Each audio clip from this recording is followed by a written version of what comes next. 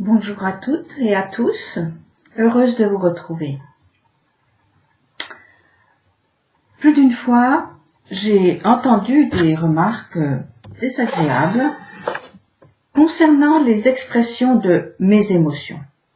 Et comme de bien entendu, ces manifestations dites hystériques sont l'apanage des faibles femmes. Un garçon, ça ne pleure pas, n'est-ce pas? Mais dites-moi, la joie, la colère, la tristesse, le désir, ne sont-elles pas des émotions? Qui les exprime? Le corps ou la tête? Pourquoi tant de partis pris? Je sais. Cela vient brouiller la raison froide, devenue toute puissante avec le temps, et ça énerve. Je me demande comment, sans les émotions, le corps peut s'exprimer. N'est-ce pas le langage du cœur? Évidemment, s'il n'y a que les femmes qui ont un corps et les hommes sont des têtes, alors tout s'explique. Il faut qu'ils pensent pour elles froidement. Les émotions font partie de notre nature humaine. Peut-être sont-elles ressenties comme une faiblesse, quelquefois même elles sont un handicap. Mais nous avons été créés ainsi, selon l'image voulue par le Créateur. Mais lui aussi s'exprime avec ce langage du cœur. La colère, la tristesse, il pleure, il se réjouit, aime ou déteste, tout cela est dit dans la Torah. Si les émotions sont un signe de faiblesse, alors David est le roi des faibles et moi, ça me va. Car c'est de lui qu'il est dit, sa royauté ne s'éloignera pas de ses descendants. Un homme avec un corps qui vibre et une tête froide, voilà le modèle qui me convient. J'ai lu sur Internet une réflexion pleine de sagesse. J'ai oublié le nom de son auteur, il me pardonnera. Quelquefois, il est bon d'être illettré, ça repose le cœur. Pour moi, un illettré ne sait pas avec sa tête, mais il sait avec son cœur. Et cela le poussera certainement à apprendre ce que la vie lui donne. David a eu peur, a souffert dans sa chair et son cœur. Il a aussi pleuré de joie. Il est l'aimé, plein d'émotions. Il permet ainsi à beaucoup de relever la tête par son comportement humain et les mots qu'il nous a laissés. Pourquoi vouloir tuer les émotions? Est-ce parce qu'elles dépassent le cerveau? Parce qu'elles ne sont pas scientifiques? On ne peut pas les écrire, seulement les sentir. Ça risque de déborder et ça fait peur. Un cerveau sur pattes n'aime pas être débordé. Il ne sait pas quoi faire avec ça et ça le rend hystérique. Les émotions surprennent, elles prennent par surprise. Alors, sûr que c'est un signe de faiblesse pour celui ou celle qui veut tout maîtriser et surtout donner l'image de quelqu'un de fort. Être surpris. La surprise est le stimulant de la vie. Souvenez-vous avec quel empressement les enfants cherchent les surprises. Cela leur donne des ailes. Ils oublient leurs petits bobos.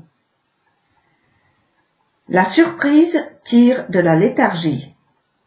Elle est le signe du vivant. Qu'est-ce que c'est?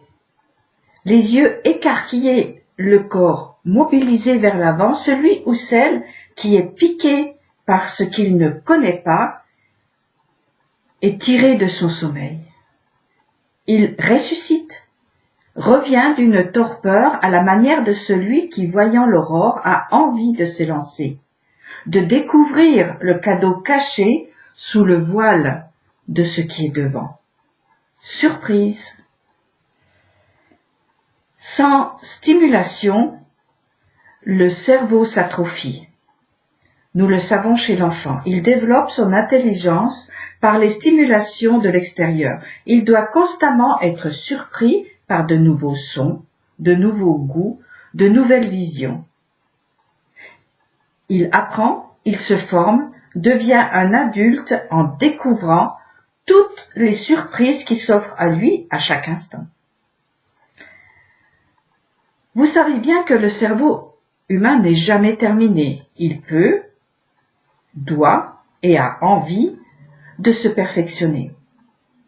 Il a envie d'apprendre. Il a faim et soif de connaissances, pas seulement livresques, ceci c'est le pain du boulanger, mais de connaissance de la vie, de ce qu'elle offre en termes de sensations.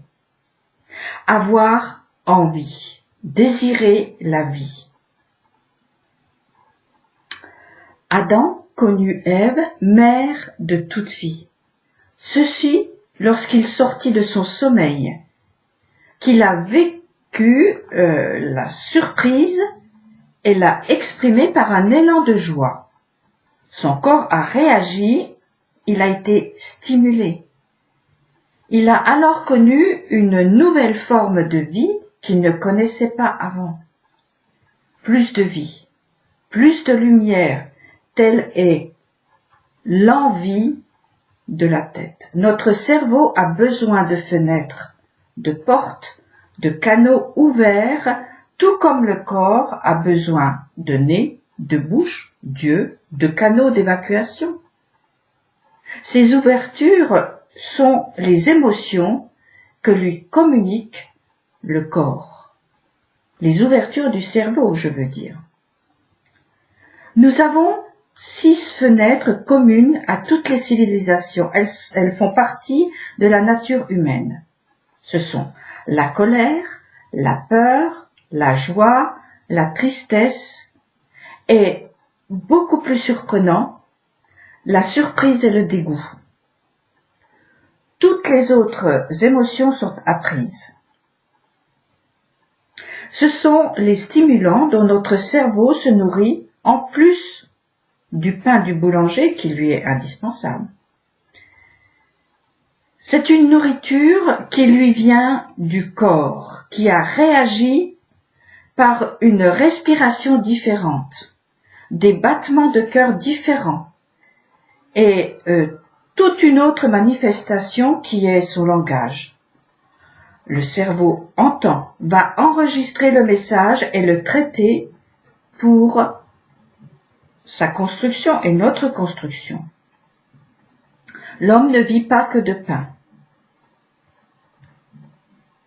La manne qui sort de la bouche de Dieu est la surprise qui éveille notre tête par le langage du corps et lui donne envie de prendre tel chemin ou tel autre. Un cerveau en vie est un cerveau qui continue de se faire en connaissant la vie, par les stimulations que le corps est capable d'entendre, de voir, de sentir lorsqu'il sort de sa prison par les canaux de la vie. Entendre ses émotions ne veut pas dire leur obéir. Les émotions sont un langage intime, unique pour chacun, qui doit nous aider et pas nous asservir.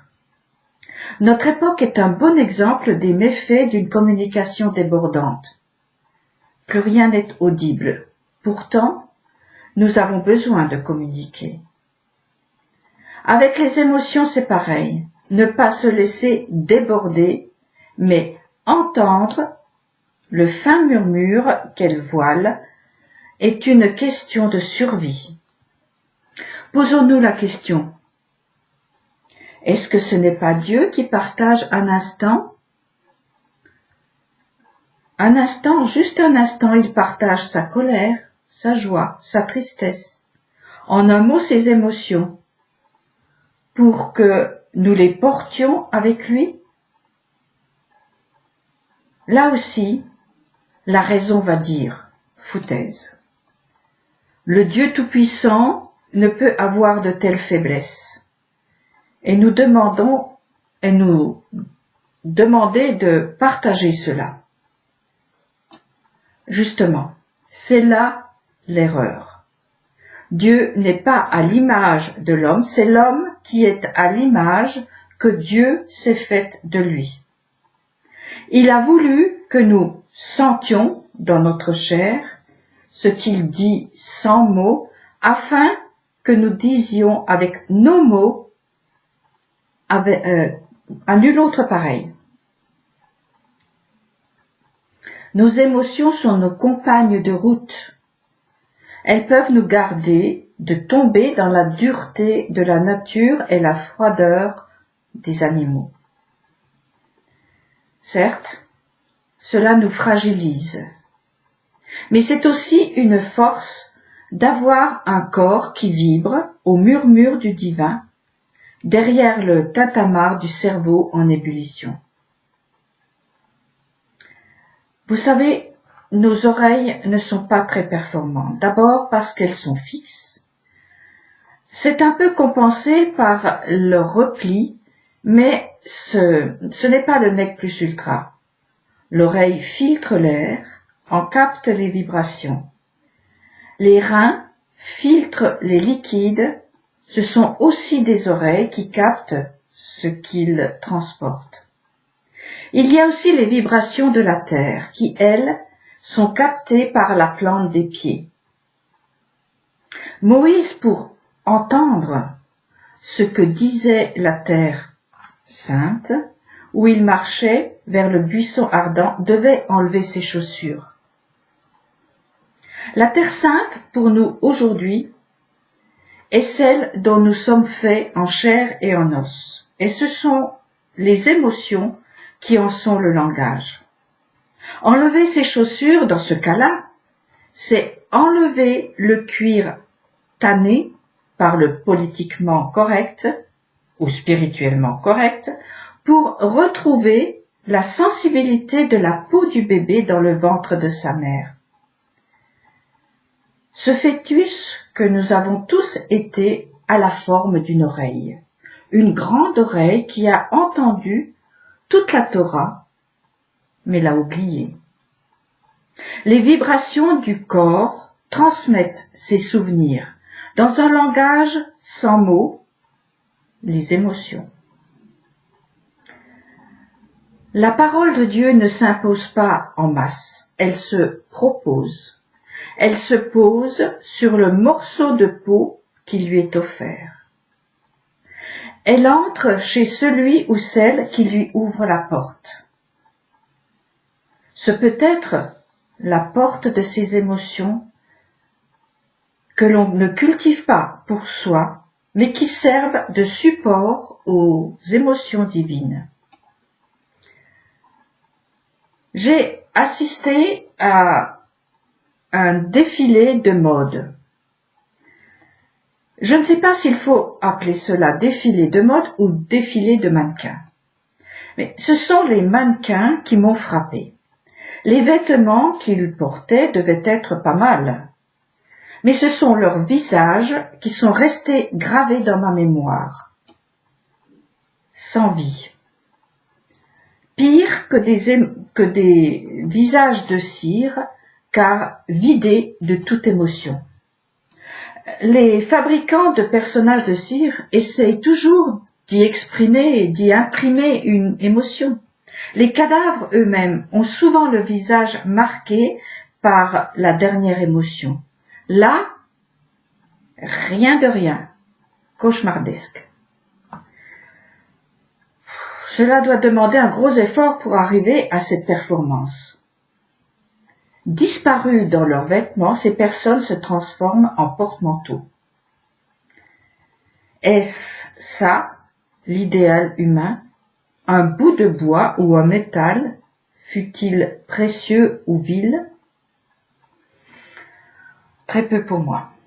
Je préfère me rendre ridicule avec mes larmes, mes rires hystériques, mes paroles déplacées ou mes élans de colère. En un mot, je choisis la vie.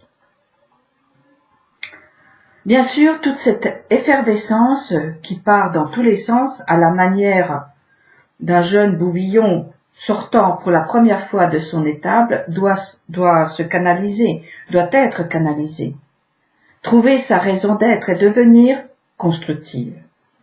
Mais de là à faire une bûche, aux yeux vides, à la bouche figée, le visage plastifié et les oreilles absentes, il y a une marge. Une marge allègrement franchie au nom de je ne sais quel idéal, ou plutôt si. Je soupçonne l'intention. Transformer l'humain en robot, obéissant et utile. Le mettre dans une case où rien ne dépasse. Tout est maîtrisable et maîtrisé. Attention au jour où, croyant tout avoir en main, ça échappe. Les digues ne tiennent pas à l'infini, elles s'usent avec le temps. Non, mes émotions, je les garde. Ce sont elles qui me font vibrer au diapason de mon Créateur, me lient à mon environnement et m'obligent à garder les pieds sur terre. Ce sont elles qui me disent mes limites et mon poids. Elles me remettent de niveau lorsque l'idée me prend d'être un ange ou un dieu. Les émotions sont comme des lianes. Elles peuvent s'enrouler et étouffer leur support si elles sont négatives. Mais elles sont aussi et surtout des ponts pour passer de l'un à l'autre. Les lianes émotions ont la faculté de grimper, de s'élever en s'agrippant. Et n'est-ce pas ce qui nous est recommandé, de nous agripper au pan du manteau des Juifs, soit aussi au nom. Ceci avec le cœur et son langage, c'est-à-dire de tout cœur. Vous voyez, ce ne sont pas forcément des parasites, elles peuvent être des compagnes de route pour vivre ensemble. Allez, osez, comme moi, vivre avec vos émotions.